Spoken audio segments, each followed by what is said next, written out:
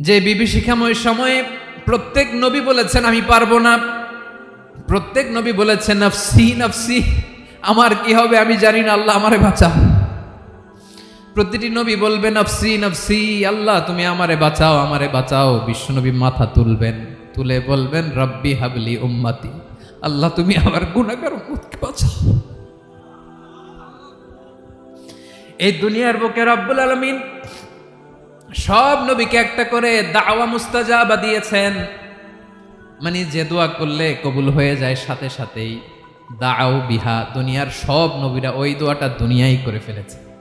ওয়া ইন্নী আখতাবিউ দাওয়াতি শাফাআতান লি উম্মতি ইয়াউমাল কিয়ামাহ, আমার ওই স্পেশাল দোয়াটা আমি দুনিয়ার বুকে কঠিন বিপদে পড়েও কোনোদিন করি নাই। আমি আমার স্পেশাল দোয়াটা কিয়ামতের দিন আমার গুনাহগার উম্মতকে সুপারিশের জন্য রেখে দিয়েছি।